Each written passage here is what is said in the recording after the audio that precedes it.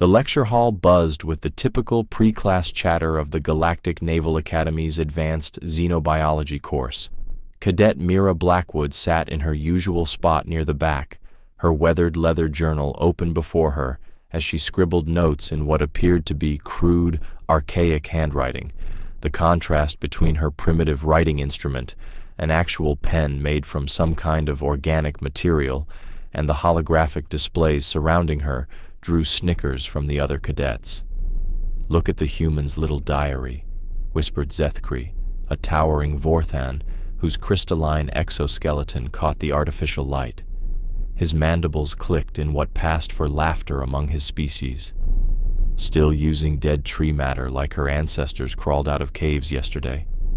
The comment rippled through the nearby seats, drawing attention from cadets of various species. A sleek Sylvani female, her metallic skin shifting through subtle color changes that indicated amusement, leaned over to get a better look. "Is that actual liquid ink?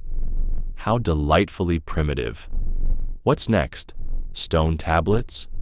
Mira's pen never paused in its movement across the yellowed pages. She'd heard variations of these comments for the past 2 years at the academy, while her classmates took notes on neural interfaces or crystalline memory cores.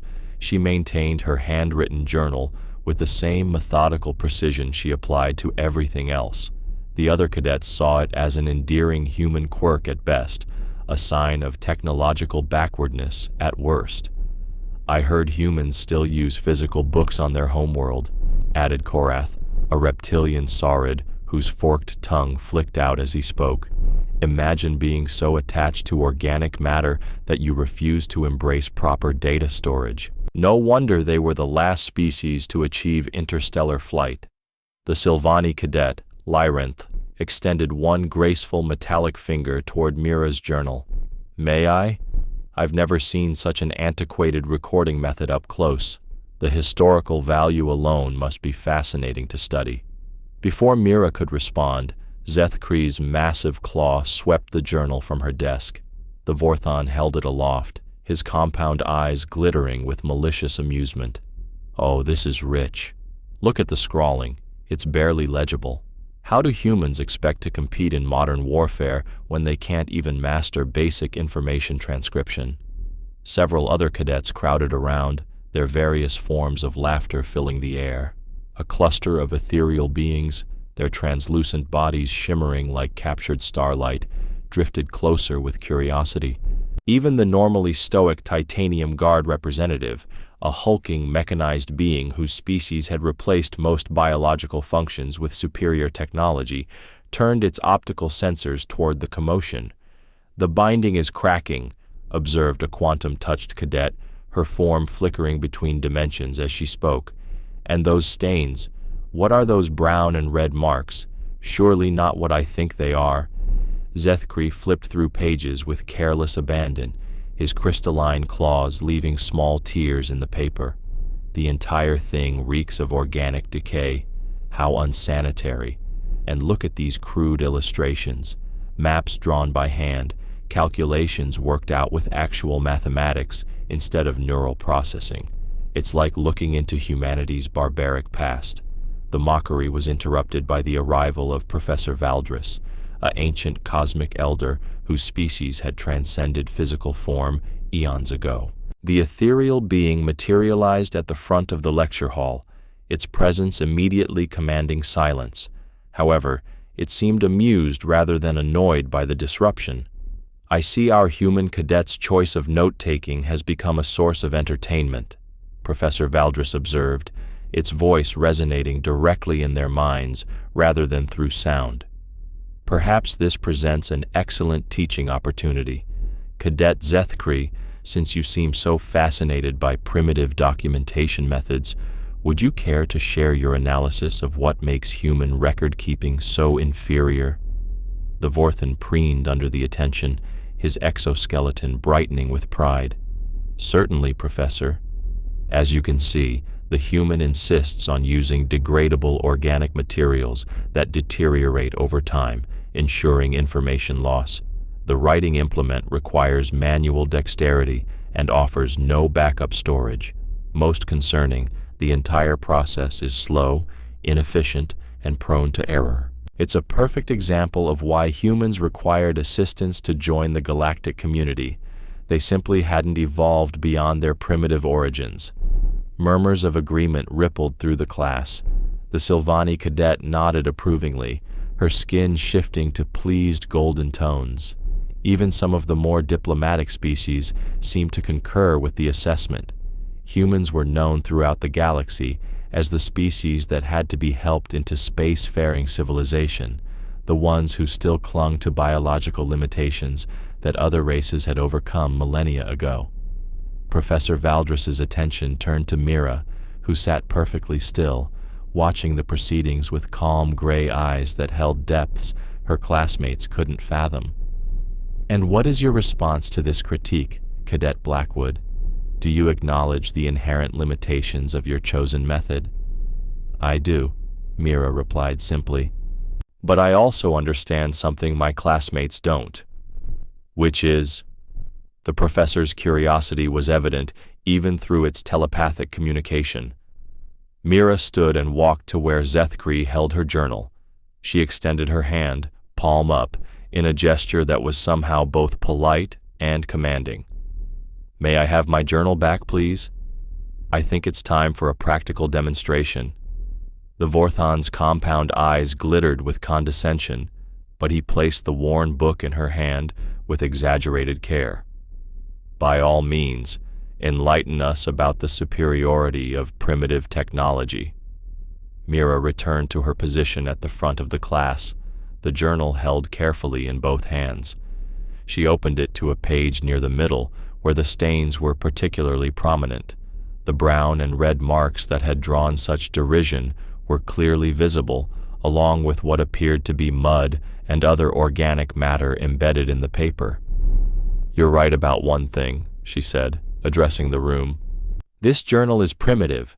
The paper is made from processed plant matter, the binding is animal hide, and the ink—" She paused, running her finger along a dark red line that formed part of a detailed tactical diagram. "The ink is made from whatever was available when I needed to write."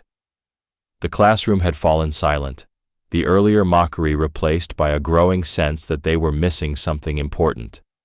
Professor Valdris materialized closer, its ancient consciousness focusing intently on both the journal and its owner. "These stains you've been laughing about," Mira continued, her voice steady but carrying an undercurrent of something that made several cadets shift uncomfortably. "They're not accidents. This brown here?" She indicated a section where the paper was almost entirely discolored. "That's mud from the trenches of Kepler 442b, where I spent 3 months fighting the Hive incursion before the galactic fleet arrived." The atmosphere in the room began to change. The casual amusement faded from alien faces as they started to pay attention in a way they hadn't before.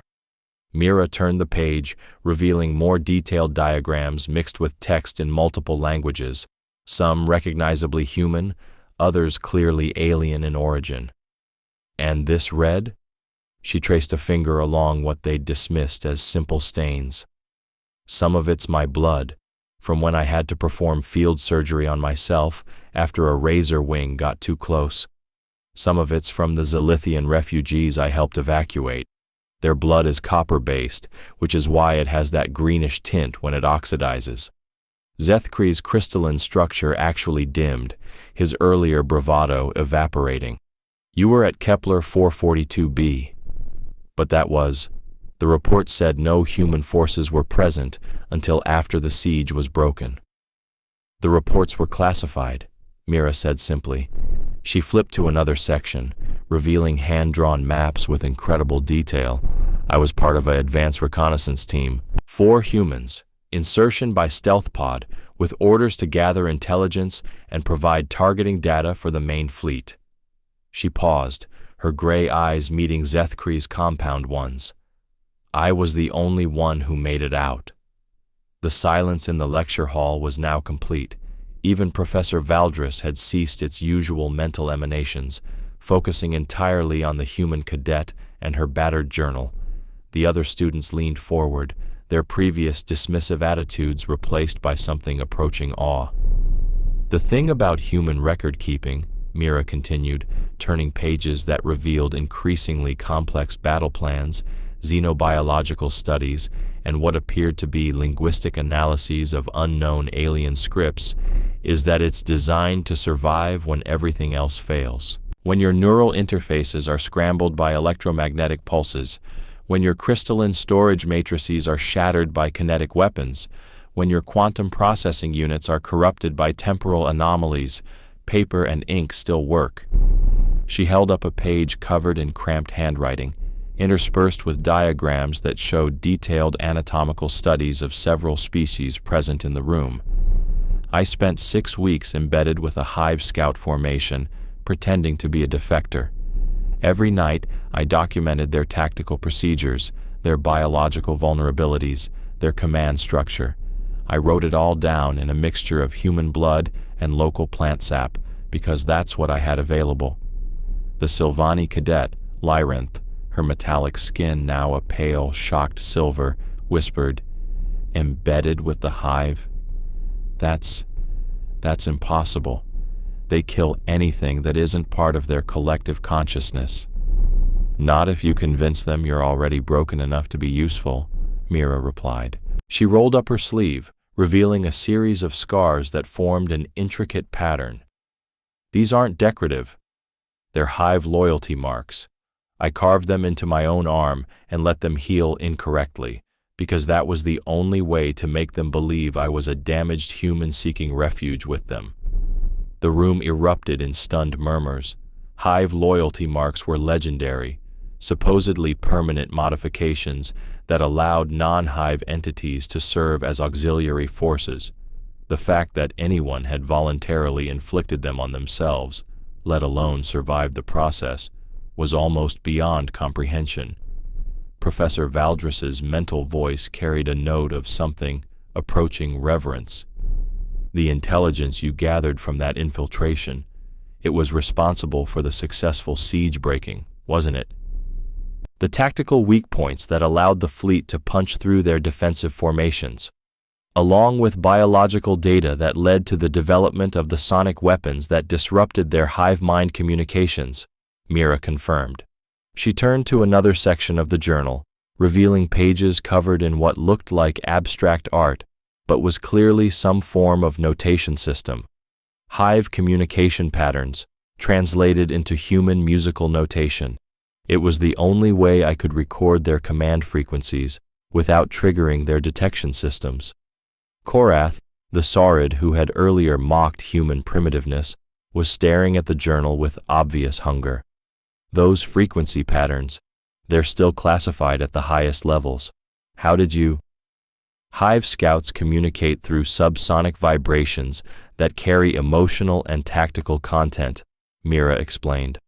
"Human hearing can't detect them directly, but if you place your hand on their carapace and feel the vibrations, you can map them to musical intervals. I spent hours every night with my palm pressed against sleeping hive warriors, transcribing their dream communications into my journal." The implications of what she was describing sent a ripple of shock through the assembled aliens. To touch a hive warrior voluntarily was considered either insanity or suicide. To do so repeatedly, for the purpose of espionage, suggested a level of courage and dedication that defied comprehension. Zethkri's voice had lost all its earlier condescension. "The psychological impact alone. How did you maintain your sanity while surrounded by creatures that exist only to kill and consume?" "I didn't," Mira said quietly. She flipped to a section of the journal where the handwriting became increasingly erratic, the words interspersed with dark stains and what appeared to be claw marks. "By the 3rd week, I was starting to hear their collective whispers in my own mind. By the 5th week, I was having trouble remembering which thoughts were mine and which belonged to the hive." She traced a finger along a passage written in what looked like 3 different hands, the writing shifting from her neat script to something wild and aggressive, then back again. I started writing arguments with myself, debates between the part of me that was still human and the part that was starting to think like them. The journal became my anchor. As long as I could still write human words in human patterns, I knew I hadn't been completely consumed. The ethereal beings, who normally maintained perfect composure, were visibly agitated, their translucent forms flickering with distress. One of them spoke in a voice like distant wind chimes. The mental contamination from prolonged exposure to hive consciousness, it's considered irreversible. The few survivors of such contact require complete memory reconstruction. I refused the memory wipe, Mira said. The information was too valuable, and someone needed to remember what it felt like from the inside. How else could we develop effective countermeasures? She showed them another section of the journal where detailed psychological profiles were written in multiple columns, human observations alongside what appeared to be hive thought patterns. I can still hear their whispers sometimes, especially when I'm under stress. But I've learned to use it as an early warning system. Professor Valdris materialized directly beside her, its ancient presence focused with laser intensity. You're saying you retained contaminated memories from hive contact and weaponized them into a tactical advantage? Human brains are remarkably adaptable, Mira replied. We're not as efficient as quantum processors or as durable as crystalline matrices, but we're incredibly good at finding ways to survive in hostile environments, including hostile mental environments. She turned to a section near the back of the journal where the pages were scarred with what looked like burn marks. After the extraction, I spent another month in isolation on a deep space research station, documenting everything I could remember before the memories started to fade. That's when I discovered that hive collective consciousness has a linguistic structure. It's not just mindless hunger, it's actually a form of distributed poetry. The statement hit the assembled aliens like a physical blow. The hive had been the galaxy's most feared enemy precisely because they seemed to represent pure, mindless consumption, the antithesis of civilization and culture. Lyranth's metallic skin cycled through a rapid series of colors indicating shock and disbelief. Poetry? The hive writes poetry? Not writes, thinks in poetry, Mira corrected. Every tactical decision, every resource allocation, every target selection follows poetic meter and rhyme schemes. Once I realized that, I could predict their next moves by analyzing the rhythm of their previous attacks. She showed them a page covered in what appeared to be verse, written in alternating human and alien scripts. This is a hive battle song about the conquest of the Zilithian home system. I translated it during my isolation period, and it perfectly predicted their next 3 target systems based on the rhyme scheme alone. The room had gone dead silent. The implications of what she was revealing were staggering, not just the tactical intelligence, but the suggestion that the galaxy's most feared enemy was motivated by something approaching aesthetic principles. The intelligence services must have found this invaluable, Professor Valdris observed. They did, Mira agreed. But they also classified it so deeply that I'm probably violating several treaties just by mentioning it now. The official position is that the hive operates on pure biological imperative with no higher consciousness. It's considered too dangerous to acknowledge that they have culture, poetry, art, because that would mean they're not just monsters to be exterminated, they're people to be understood. Zethkri, who had begun the class by mocking her primitive journal, now stared at it with something approaching religious awe. And you carry all of this around in that book? Every mission, every assignment, every moment of significance in my 3 years of active service before coming to the academy, Mira confirmed. She hefted the worn volume, its weight somehow seeming greater now that they understood what it contained. Battle plans that saved entire systems, linguistic analyses that prevented wars, psychological profiles that turned enemies into allies. All of it written by hand, in whatever materials were available, because when you're deep behind enemy lines or stranded on hostile worlds, The most advanced technology in the galaxy won't help you if it breaks." She closed the journal and held it against her chest, her gray eyes sweeping across the faces of her classmates, faces that now showed respect, fear, and something approaching comprehension. "You see primitive tools and archaic methods. I see reliability, portability, and the accumulated wisdom of a species that had to scratch and claw its way to the stars without anyone's help." The quantum-touched cadet, her form solidifying as she struggled to process what she'd heard, spoke in a voice barely above a whisper. "The blood and mud, they're not stains. They're part of the record. Every mark tells a story," Mira confirmed. "This smudge here is from tears I cried over the grave of my teammate Rodriguez on the third moon of Proxima Centauri. This torn corner is where I ripped out a page to use as a field bandage for a wounded crystalline warrior who became one of my most trusted allies.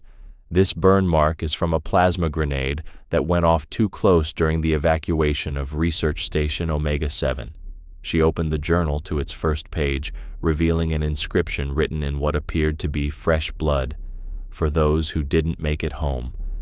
Below that, in more conventional ink, was a list of names, human names, alien names, designation codes for artificial intelligences, even mathematical equations that presumably represented quantum-based consciousness entities.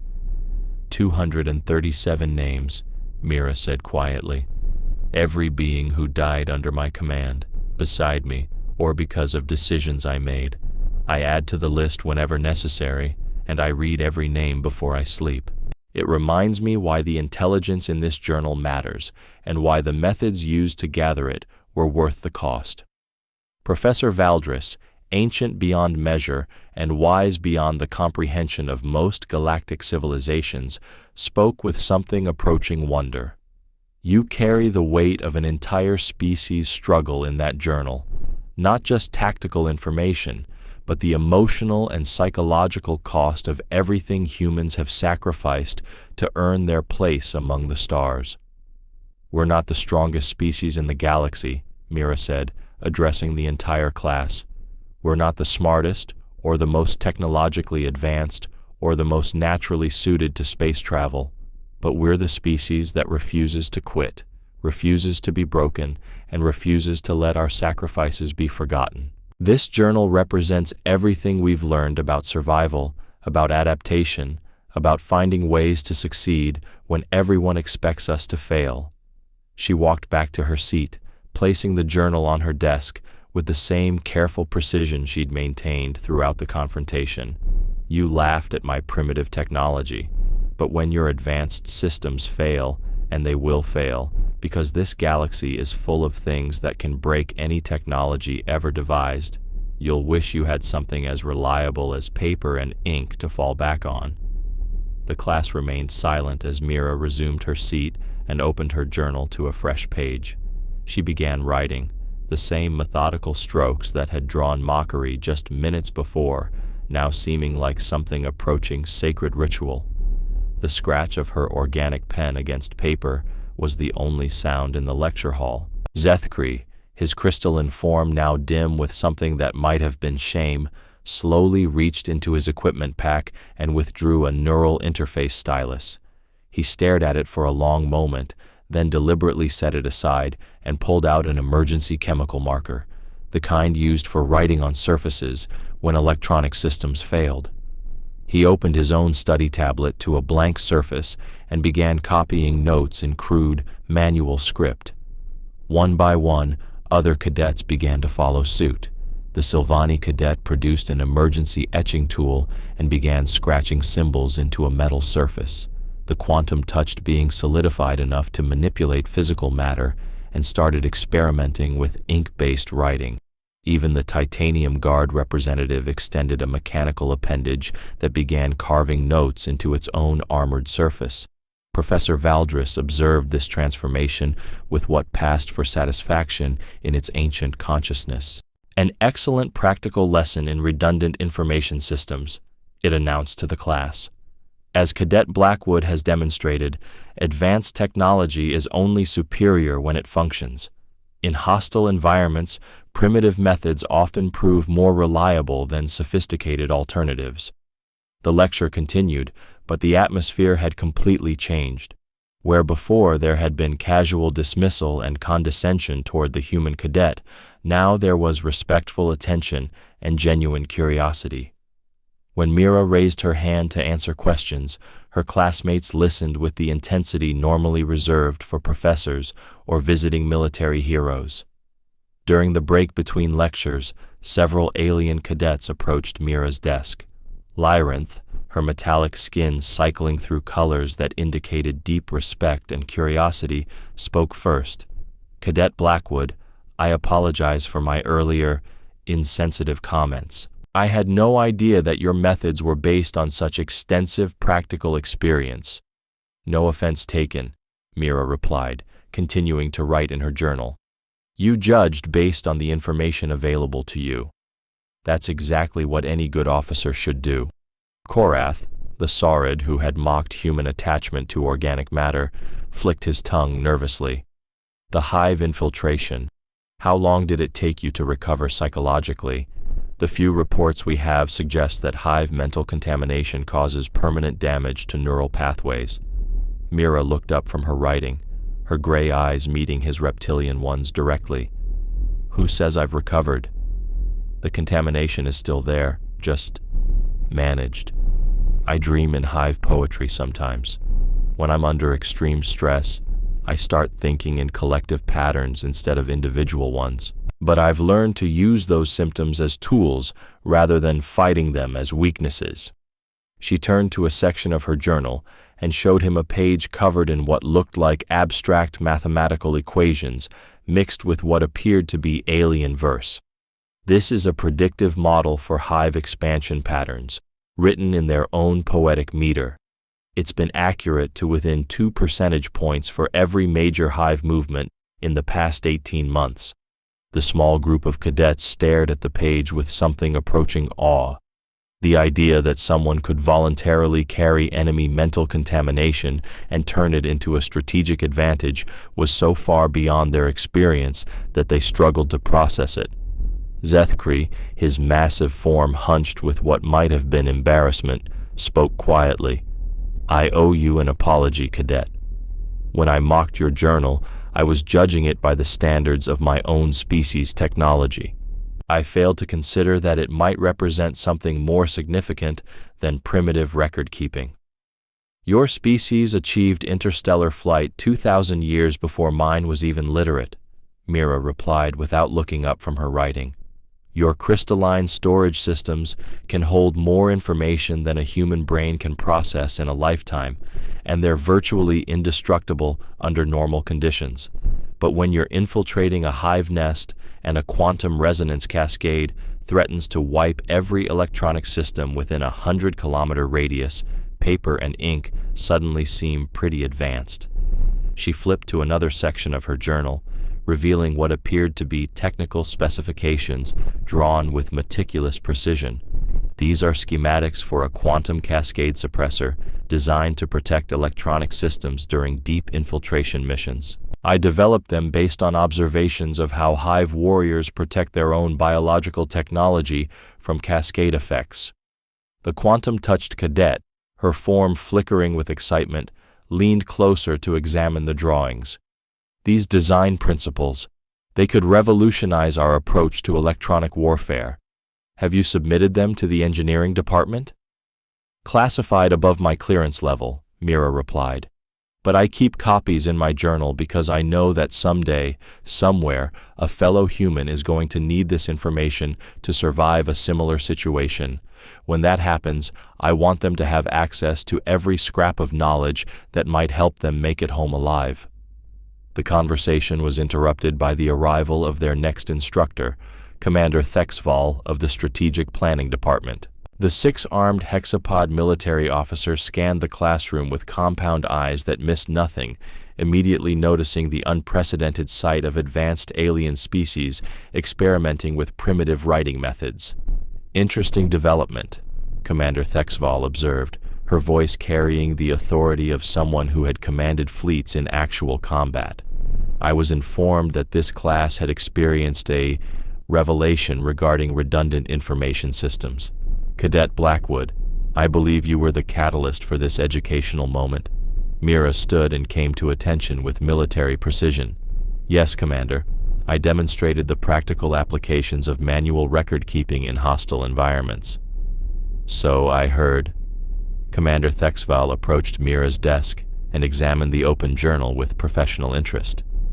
I also heard that your journal contains first-hand intelligence from the Kepler 442b operation. Is this accurate? Yes, Commander. Yes. Along with data from 12 other classified operations spanning the past 3 years. The classroom fell silent again as the implications sank in. Commander Thexval was one of the most decorated officers in the Galactic Fleet, with a reputation for tactical brilliance that had earned respect across multiple species. If she was treating Mira's journal as a serious military asset, then its value was beyond question. Permission to examine your infiltration protocols, Cadet, Commander Thexval requested. I'm currently developing training programs for deep penetration reconnaissance, and first-hand accounts of successful infiltrations are invaluable. Mira flipped to a section near the middle of the journal, revealing pages covered in detailed procedural notes interspersed with what appeared to be psychological observations. These are my preparation protocols for assuming false identity among hostile species. The key is understanding that most aliens expect humans to behave in specific, predictable ways. If you can convincingly portray yourself as a broken human, traumatized, desperate, or psychologically damaged, it becomes much easier to gain access to sensitive areas. She pointed to a series of diagrams that showed human facial expressions and body language. This section covers micro-expression control for different alien visual systems. What looks like fear to human eyes might read as aggression to a crystalline entity or submission to a hive warrior. Understanding these differences is crucial for maintaining cover identity. Commander Thexval's compound eyes focused intently on the pages. The level of detail is remarkable. How many species-specific infiltration protocols have you developed? 17 complete protocols, with partial information on 12 others, Mira replied. Each one represents between 6 months and 2 years of preparation, including physiological conditioning to mimic the psychological effects of trauma or mental breakdown. The admission sent another ripple of shock through the assembled cadets. The idea that someone would deliberately damage their own psychological state to maintain a cover identity was so extreme that it bordered on the unthinkable. Lyranth, her metallic skin cycling through colors of deep concern, spoke carefully. You subjected yourself to psychological conditioning to appear traumatized? Isn't that dangerous to your long-term mental health? Extremely dangerous, Mira confirmed, but necessary. A genuinely desperate human and a human pretending to be desperate show different stress indicators, hormone levels, neural activity patterns. Most advanced alien species can detect the difference easily. The only way to fool them is to actually experience the psychological states you're trying to portray. She turned to another section of the journal, revealing pages covered in what appeared to be medical notes mixed with psychological evaluations. These are my self-administered psychological profiles taken before, during, and after each infiltration mission. They document the mental changes required for successful cover identity, along with recovery protocols designed to restore baseline psychological function afterward. Commander Thexval studied the pages with the intensity of someone reviewing classified military intelligence. The recovery protocols, were they developed by medical professionals? Trial and error mostly, Mira admitted. Standard psychological recovery methods assume that trauma is unwanted and should be eliminated as quickly as possible. But operational trauma deliberately induced for tactical purposes, requires different approaches. You need to maintain access to the psychological states while preventing them from becoming permanent personality changes. She showed them a chart that tracked various psychological metrics over time, with clearly marked periods of dramatic change, followed by gradual returns to baseline. This graph shows my psychological profile during the 18-month period, covering my infiltration of the Zilithian refugee crisis. The initial spike represents the conditioning phase, where I deliberately induced symptoms of severe post-traumatic stress. The plateau shows the operational period, where I maintained those symptoms while gathering intelligence. The decline shows the recovery phase, using protocols I developed based on previous missions. The implications of what she was describing were staggering. Not only had she developed methods for deliberately inducing psychological trauma, she had created systematic approaches for recovering from it while retaining the tactical advantages it provided. Zethkri, his crystalline form now glowing with what appeared to be respectful attention, asked quietly, "How many times have you subjected yourself to this kind of operational conditioning?" 14 major infiltrations requiring full psychological preparation, plus approximately 40 minor operations requiring partial conditioning, Mira replied. Each one leaves permanent markers in your psychological profile, scars, you might call them, but those scars become tools for future operations. They provide authentic psychological baselines for different types of cover identities. She turned to a section near the back of the journal that was heavily scarred with stains and tears. This section documents what I call psychological archaeology, mapping the layers of controlled trauma to understand how they can be reactivated for specific operational requirements. It's similar to how physical muscles develop memory for repeated actions, except it's your entire personality structure that develops memory for different identity states. Commander Thexval closed her compound eyes for a moment, clearly processing the implications of what she was hearing. When she reopened them, her voice carried a note of something approaching reverence. "Cadet Blackwood, what you're describing represents a completely new approach to deep cover operations. Have you considered documenting these methods for inclusion in advanced training programs?" "Above my clearance level, Commander," Mira replied, "but I maintain detailed records in my journal because I know that someday someone else is going to need these methods to complete a mission that might save lives. When that happens, I want the information to be available." The conversation continued for the remainder of the class period, with various cadets asking increasingly sophisticated questions about infiltration techniques, psychological conditioning, and the practical applications of seemingly primitive technology in advanced military operations. What had begun as mockery of human backwardness had transformed into something approaching a masterclass in unconventional warfare. As the session ended and cadets began filing out of the lecture hall, many paused at Mira's desk to examine her journal more closely. The Silvani cadet, Lyranth, lingered longer than the others, her metallic skin cycling through colors that indicated deep thought and growing respect. "Cadet Blackwood," she said quietly, "I realize now that what we interpreted as primitive methods were actually sophisticated solutions to problems we hadn't even considered. Your species' approach to information storage, psychological conditioning, and operational planning represents a completely different philosophy of preparation and survival."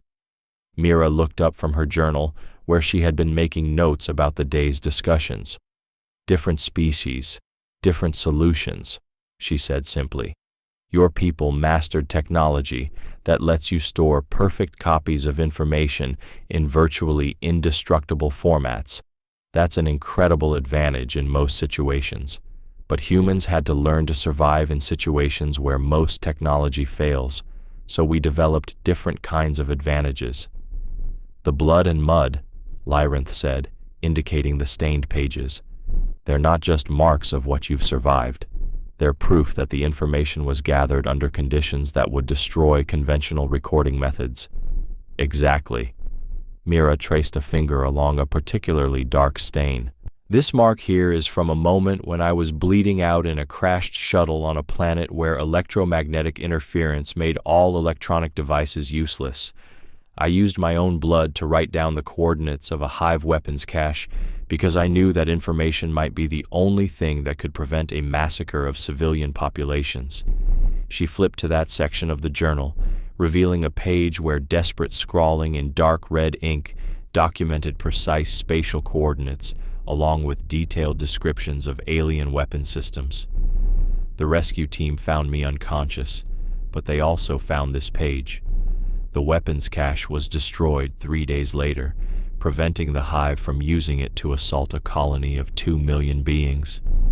Lyranth stared at the page with something approaching awe. You used your own blood as ink to save 2 million lives. I used whatever was available, Mira corrected. Blood, mud, plant sap, mineral compounds, whatever could make marks on paper that would survive long enough for someone else to read them. The specific medium doesn't matter. What matters is that the information gets preserved and transmitted. As the last of the other cadets filed out, Commander Thexval approached the desk one final time. Cadet Blackwood, I want to make a formal request. Would you be willing to present your infiltration methodologies to our Advanced Tactical Planning Committee? The applications for training purposes could be significant. Mira considered the request carefully. I'd be honored, Commander, but I should warn you that some of the methods I've developed are ethically challenging. Deliberately inducing psychological trauma, even for tactical purposes, raises questions about the limits of acceptable operational preparation. All advanced military techniques raise ethical questions, Commander Thexval replied. The key is ensuring that they're used only when the strategic value justifies the personal cost. Based on what you've described today, it seems clear that your methods have saved far more lives than they've cost. After the commander left, Mira found herself alone in the lecture hall with her journal. She opened it to a fresh page and began writing, documenting the day's events with the same methodical precision she applied to everything else. The mockery, the revelation, the gradual transformation of her classmates' attitudes, all of it went into the record, because you never knew when such information might prove valuable. As she wrote, she reflected on the day's events. The other cadets had initially seen her journal as evidence of human primitiveness, a quaint attachment to obsolete technology that demonstrated humanity's backward nature. They had laughed at the stains and tears, dismissing them as signs of poor maintenance and lack of proper care for information storage. But now they understood that the journal represented something entirely different, a survival tool forged by a species that had learned to thrive in conditions that would destroy more advanced civilizations. Every stain told a story of information gathered under impossible circumstances. Every tear represented data preserved when conventional methods would have failed. Every crude, hand-drawn diagram documented knowledge that might mean the difference between victory and defeat in future conflicts. The transformation in her classmates' attitudes had been remarkable to observe. Species that had achieved interstellar flight millennia before humans had even discovered fire were now experimenting with primitive writing methods, trying to understand the advantages of redundant information systems. The irony wasn't lost on her. In their pursuit of technological perfection, they had forgotten the fundamental principle that the most advanced solution isn't always the most reliable one. Mira closed the journal and gathered her materials, preparing to leave for her next class. As she stood, she noticed that Zethkri had remained behind, his massive crystalline form hunched over his own notes. The Vorthan looked up as she approached, his compound eyes reflecting what might have been embarrassment. "Cadet Blackwood," he said quietly, "I wanted to apologize again for my behavior earlier. In my culture, we place enormous value on technological advancement and efficiency. To us, your methods appeared to represent a rejection of progress, a stubborn clinging to obsolete practices." Mira paused, considering her response. "Your reaction was completely understandable. From your perspective, my journal probably looked like someone insisting on using stone tools in an age of quantum manufacturing. But perspective is everything in intelligence work. What looks like a disadvantage from one angle might be a crucial advantage from another. She sat down across from him, opening her journal to a section that showed detailed technical specifications drawn alongside what appeared to be crude field sketches. This page contains the complete technical specifications for a quantum resonance amplifier that can boost communication signals through hive interference. I developed it during my infiltration, based on observations of how they shield their own communications from external disruption. Zethkri leaned forward, his crystalline structure brightening with interest. The technical precision is remarkable, but why document it by hand when digital systems could store far more detailed information? Because digital systems can be hacked, corrupted, or destroyed by electromagnetic interference, Mira replied. This information has been through plasma storms, quantum cascade failures, and direct exposure to hive jamming fields. It survived conditions that would completely destroy any electronic storage medium ever developed. She turned the page, revealing a section where precise technical drawings were interspersed with what appeared to be poetry written in multiple alien languages. This section contains the complete linguistic structure of hive battle communications, along with translation keys for 17 different regional dialects. It took me 4 months to decode, working entirely from memory and handwritten notes, because any electronic analysis would have been detected by their scanning systems. The Vorthan studied the pages with growing amazement. The complexity of the analysis. How did you manage such detailed work without computational assistance? Human brains are remarkably adaptable, Mira explained. We're not as fast as quantum processors or as accurate as crystalline calculation matrices, but we're incredibly good at finding patterns in incomplete data and making intuitive leaps that lead to breakthrough insights. Sometimes the inefficiency of biological processing actually becomes an advantage. She pointed to a section where mathematical equations were worked out in longhand with multiple corrections and revisions visible. This calculation sequence determines the optimal frequency modulation for disrupting hive collective consciousness during large-scale operations. A quantum computer could have solved it in microseconds, but it also would have approached the problem in predictable ways that hive countermeasures are designed to defeat. Zethkri's compound eyes focused intently on the handwritten calculations. You're saying that the inefficiency of manual calculation actually helped you find a solution that automated systems would have missed? Exactly. Quantum computers follow logical pathways that can be anticipated and countered. Human intuition follows illogical pathways that are much harder to predict or defend against. Sometimes the best way to solve an impossible problem is to approach it in a way that doesn't make logical sense. The insight seemed to resonate deeply with the Vorthan cadet. His species had achieved technological mastery through rigorous application of logical principles and systematic advancement. The idea that deliberate inefficiency might sometimes produce superior results challenged fundamental assumptions about progress and optimization.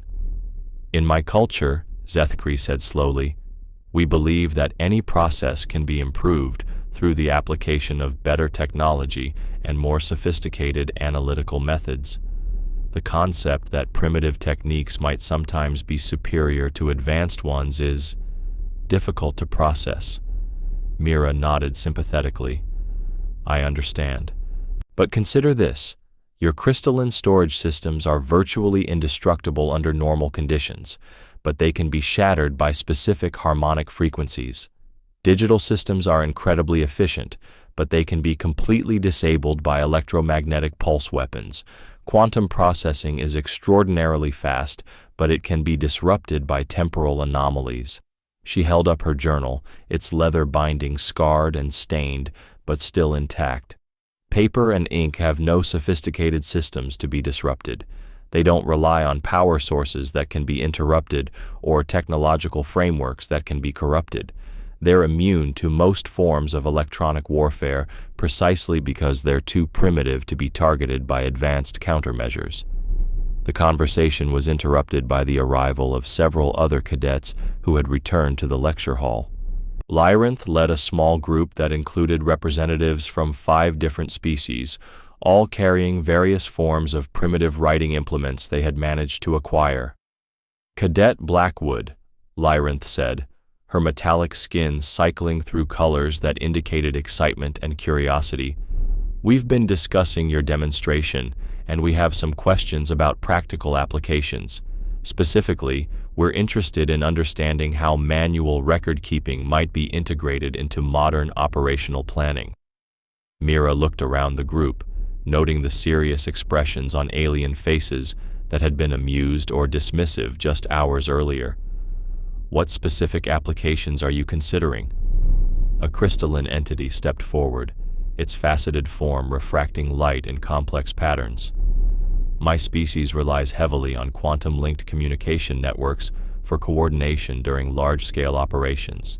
But we've encountered situations where hostile forces have successfully disrupted our communications, leaving our forces isolated and unable to coordinate effectively. We're wondering if your manual communication methods might provide backup alternatives." Mira opened her journal to a section that showed detailed diagrams of what appeared to be simple geometric symbols arranged in various patterns. These are human tactical communication symbols, designed to be drawn quickly in dirt, carved into surfaces, or arranged using rocks and debris. Each symbol conveys specific tactical information that can be understood by any human soldier, regardless of their technological resources or communication equipment. She pointed to a series of triangular marks with various modifications. This sequence indicates enemy positions, strength estimates, and recommended approach vectors. This one warns of environmental hazards like unstable terrain or toxic atmosphere. This set provides rally points and extraction coordinates. The crystalline entity studied the symbols with obvious interest. "The elegance is in the simplicity. These could be reproduced using any available materials and would be virtually impossible to disrupt electronically." "Exactly," Mira confirmed. "During the siege of Europa Station, our entire communication network was disabled by a hive electromagnetic pulse. For 6 days, we coordinated a defense involving 12 different species using nothing but these hand-drawn symbols and a set of pre-arranged signal protocols based on light patterns and sound sequences." She flipped to another section that showed detailed timing charts and frequency patterns. "This page documents the complete signal system we developed during that operation. Light signals using reflected starlight, sound signals using metal-on-metal percussion, even chemical signals using controlled atmospheric releases. All of it designed to work when every piece of advanced technology had been reduced to useless scrap." A quantum-touched cadet, her form flickering with excitement, spoke up. "The redundancy is remarkable. You developed multiple backup systems for every critical communication function."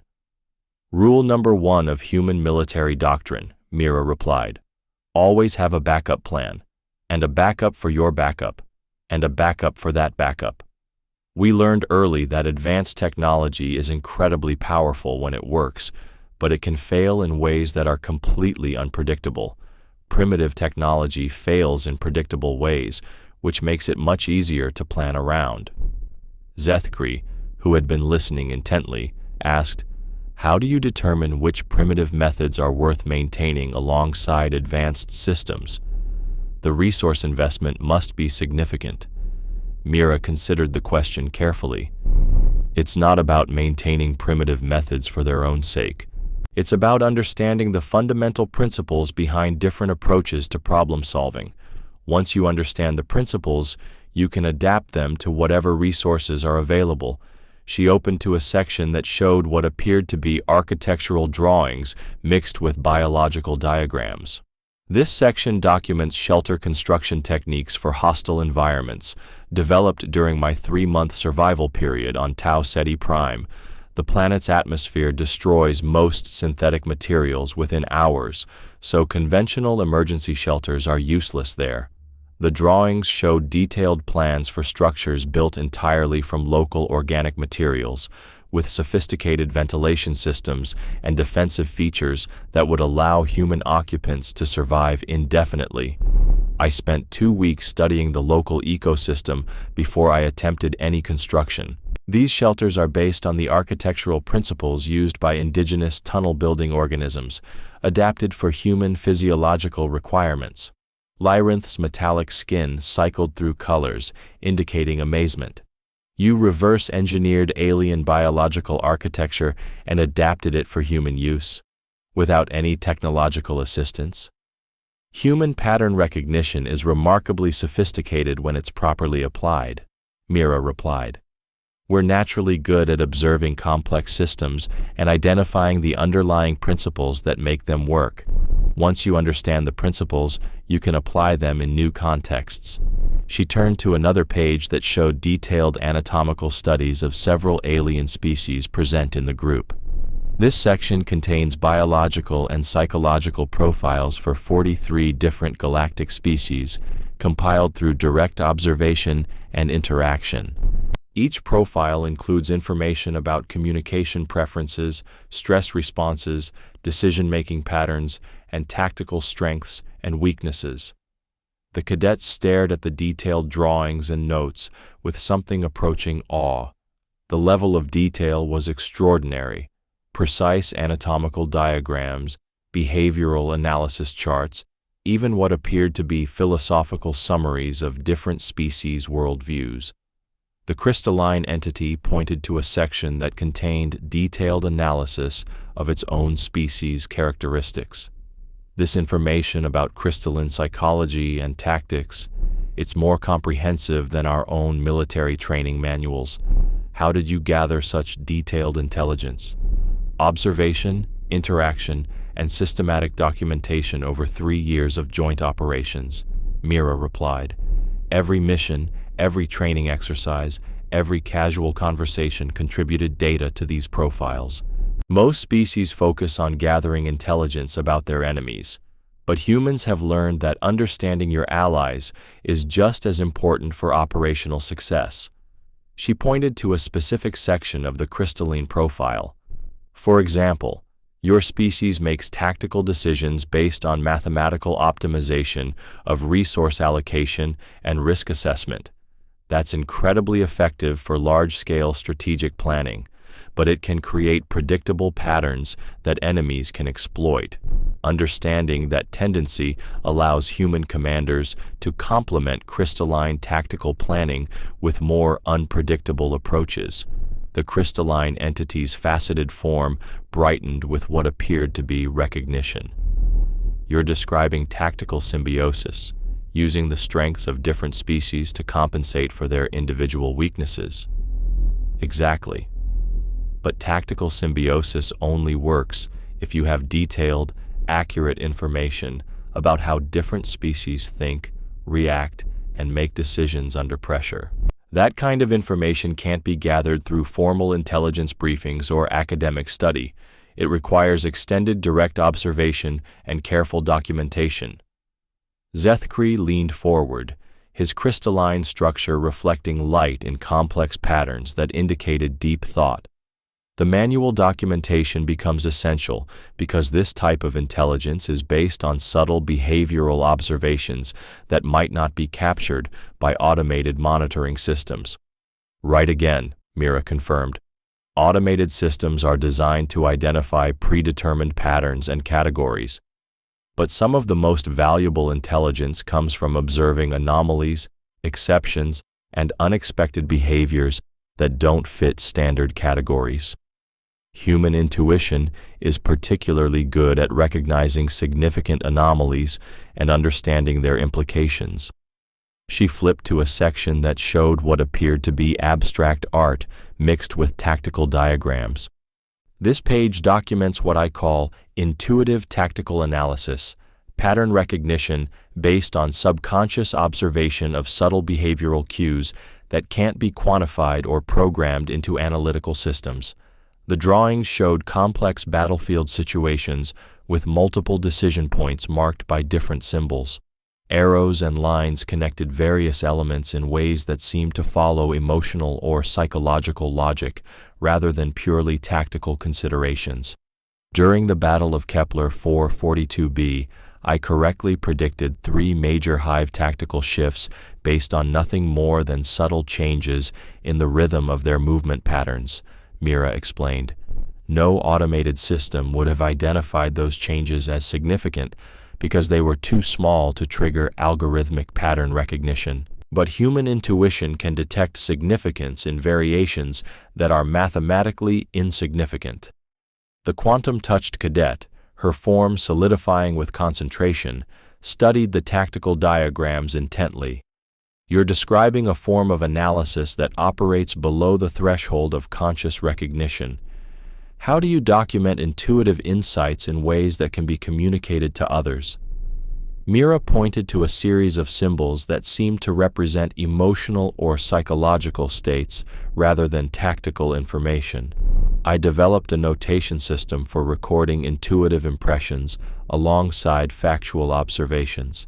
These symbols represent different types of feels wrong or feels right assessments that turned out to have tactical significance. She traced a finger along a complex diagram that showed the progression of a battle with various intuitive markers scattered throughout. This sequence shows how my intuitive assessment of hive morale and decision-making patterns led to the identification of a critical weakness in their command structure. The weakness wasn't visible through conventional analysis, but it was detectable through careful observation of psychological indicators. The assembled cadets studied the diagrams with growing fascination. The idea that subjective, intuitive assessment could be systematized and documented for tactical use was completely outside their frame of reference. Most galactic civilizations had moved beyond reliance on biological intuition in favor of more precise analytical methods. Lyrinth spoke carefully, her metallic skin cycling through colors that indicated uncertainty and curiosity. The implications of what you're describing are significant. You're suggesting that human biological limitations might actually provide tactical advantages that more advanced species have lost through technological evolution. Not limitations, Mira corrected. Different capabilities. Every species develops different strengths based on their evolutionary history and environmental pressures. Humans developed pattern recognition and intuitive analysis because we evolved in environments where survival depended on the ability to detect subtle threats and opportunities that couldn't be analyzed through logical frameworks. She opened to a section that showed detailed environmental studies mixed with survival protocols. This section documents adaptive strategies for surviving in hostile environments without technological support. Each strategy is based on understanding the fundamental principles that govern survival, rather than relying on specific tools or technologies. The diagrams showed everything from water purification techniques using local materials to navigation methods based on astronomical observation and natural landmark recognition. The level of detail was extraordinary, with careful documentation of multiple backup approaches for every essential survival function. The key insight, Mira continued, is that technological solutions are often optimized for specific conditions and resources. When those conditions change or resources become unavailable, technological solutions can become useless very quickly. But if you understand the underlying principles, you can adapt to changing conditions using whatever resources are available. She pointed to a particularly complex diagram that showed multiple approaches to the same survival challenge. This page documents 7 different methods for creating breathable atmosphere in hostile environments, ranging from high-tech filtration systems to primitive chemical processing using local minerals. During my isolation on Tau Ceti Prime, I had to use all 7 methods at different times as conditions changed and resources became unavailable. The demonstration continued for over an hour, with Mira showing increasingly sophisticated examples of manual documentation, intuitive analysis, and adaptive problem solving.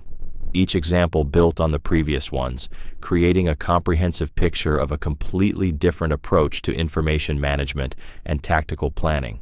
By the time the session ended, the alien cadets had filled dozens of pages with their own experimental manual notes, trying to capture not just the information Mira had shared, but their own thoughts and reactions to her methods. The transformation was remarkable. Species that had initially dismissed human approaches as primitive were now actively trying to learn and adapt those same approaches. As the group finally began to disperse, Zethkri approached Mira one final time. His crystalline form was glowing with what appeared to be respectful attention, and his voice carried a note of genuine admiration. "Cadet Blackwood," he said formally, "I want to thank you for sharing your methods with us today.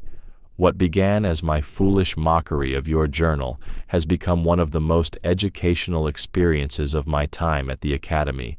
I've learned more about the fundamental principles of information management and tactical planning in this single afternoon than in months of conventional instruction." Mira closed her journal and secured it carefully in her pack. The best learning experiences usually come from having our assumptions challenged. Your mockery forced me to articulate principles that I'd been applying intuitively for years. That kind of challenge makes everyone stronger. She stood and gathered her materials, then paused to look around the lecture hall one final time. The room that had witnessed her humiliation and subsequent vindication now seemed like just another classroom, but she knew that the events of this day would ripple outward in ways that none of them could predict. "There's one more thing," she said, addressing the entire group. "Everything I've shown you today, every method, every technique, every principle, it's all based on a single fundamental assumption that most galactic civilizations have forgotten." The alien cadets gathered closer, sensing that she was about to share something particularly significant. "The assumption is that you will fail," Mira said quietly. "Your technology will break, your plans will go wrong, your allies will let you down, your enemies will do things you didn't expect. Everything that can go wrong will go wrong, usually at the worst possible moment." She patted her journal affectionately. "Human methods aren't designed to work when everything goes right. They're designed to work when everything goes wrong. That's why we carry paper books instead of digital files, why we learn to navigate by stars instead of relying on GPS, why we practice fighting with knives even though we have energy weapons. Because someday, somewhere, you're going to find yourself in a situation where all your advanced technology has failed and your survival will depend on the most primitive skills you can remember." The silence that followed her words was profound. Every alien in the room was processing the implications of what she'd said, trying to imagine what it would be like to approach every situation with the assumption that failure was not just possible, but inevitable. "That's why my journal is stained with blood and mud," Mira concluded. "Because those stains represent moments when everything else had failed, but the book survived. They're proof that sometimes the most primitive solution is also the most reliable one." She headed toward the exit, then paused at the doorway for one final comment. "The next time you see a human doing something that looks primitive or inefficient, ask yourself, what kind of failure is this method designed to survive? You might be surprised by the answer." As she left the lecture hall, Mira could hear excited conversations breaking out behind her in a dozen different alien languages. The cadets were already beginning to discuss how they might adapt human principles to their own specialties, how they might develop their own forms of redundant information systems and failure-resistant planning methods. Walking across the Academy campus toward her next class, Mira reflected on the day's events with satisfaction. The mockery had been painful, but it had also provided an opportunity to demonstrate something important about human capabilities and methods.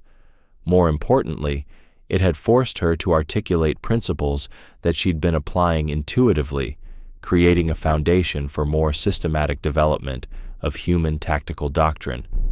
Her journal had served its purpose once again, not just as a repository of information, but as a symbol of everything that made humanity unique in the galactic community. The blood and mud that stained its pages weren't signs of primitive barbarism, as her classmates had initially assumed.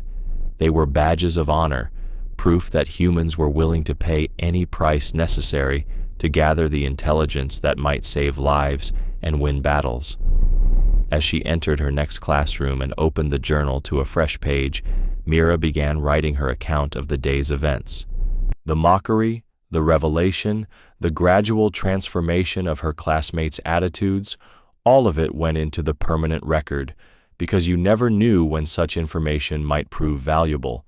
Someday, another human cadet might face similar ridicule for maintaining primitive methods in an advanced technological environment.